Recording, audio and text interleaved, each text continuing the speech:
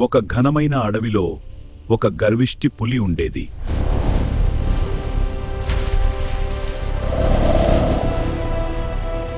తన శక్తిని చూపించడానికి చెట్లను పీకేస్తూ నేనే అడవిలో శక్తివంతుడ్ని అని అరిచేది.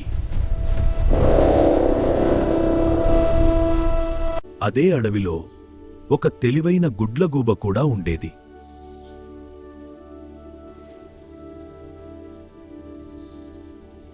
అది నిశ్శబ్దంగా అన్నింటినీ గమనిస్తూ ఆలోచించి నిర్ణయాలు తీసుకునేది.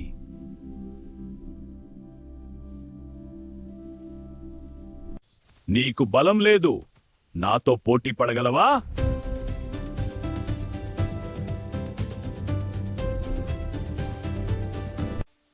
బలం లేకుండా గెలవగలవా? బలం కాదు, బుద్ధితో గెలుస్తాను.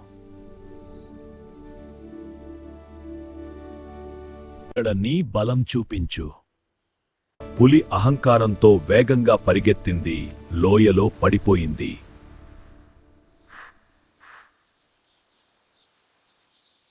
గుడ్లగూబ ప్రశాంతంగా చెప్పింది, శక్తి నియంత్రణ లేకపోతే అదే ప్రమాదమవుతుంది.